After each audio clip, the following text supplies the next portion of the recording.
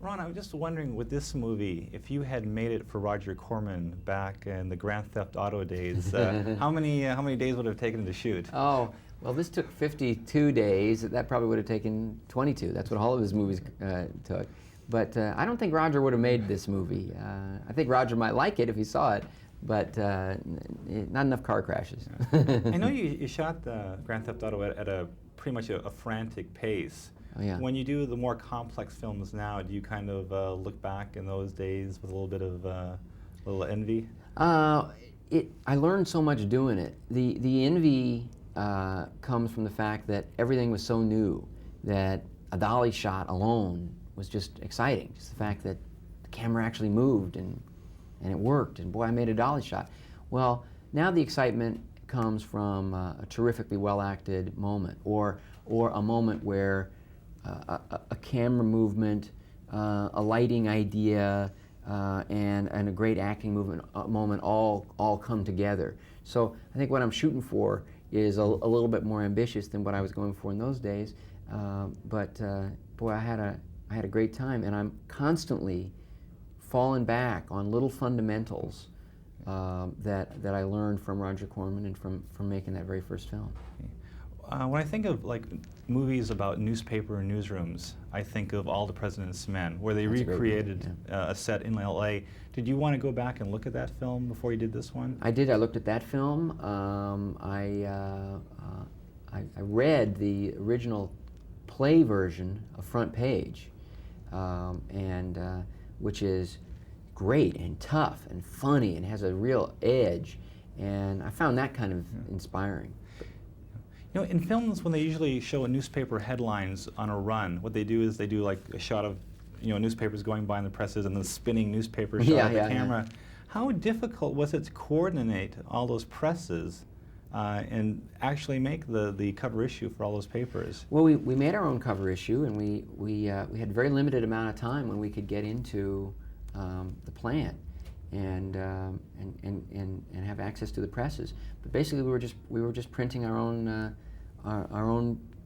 paper, and we really tried to approach all that stuff in as documentary-alike fashion as possible. And so we didn't manipulate stuff at all. We just took the actors down there. None of it was a set. It was all the real thing, and just shot it. Now, I noticed in just about all your movies, or maybe all of them, your brother and your dad show up somewhere. Yeah. Now, they're not actually the true signature. People mention it, but there's some movies where there's, not a good role for my dad, or he's not right for anything, so, I never cast them if they're not going to be great.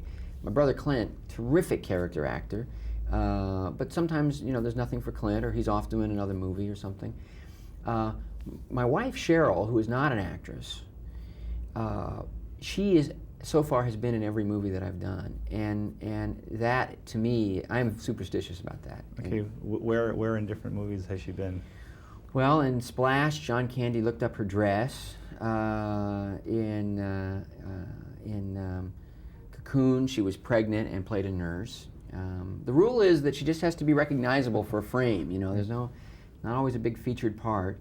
And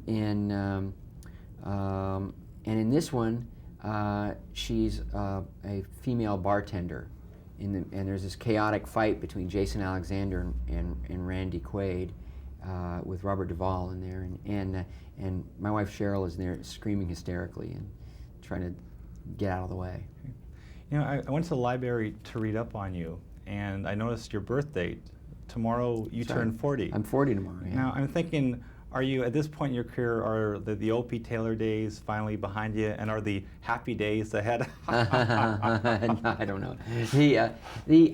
I hear a lot about both those shows, particularly recently the Andy Griffith Show, which thanks to Ted Turner, who's just run that show for the last 6 or 7 years, and I think recently bought it again to the year 2000.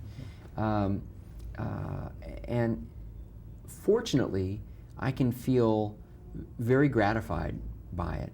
I can really put it in the context in which it belongs. A great part of my past, something to be proud of, something to have been proud of, to have been a part of, and because I'm I'm getting to pursue the career that I want to pursue. I don't view that as a limitation, and I enjoy talking to people about it.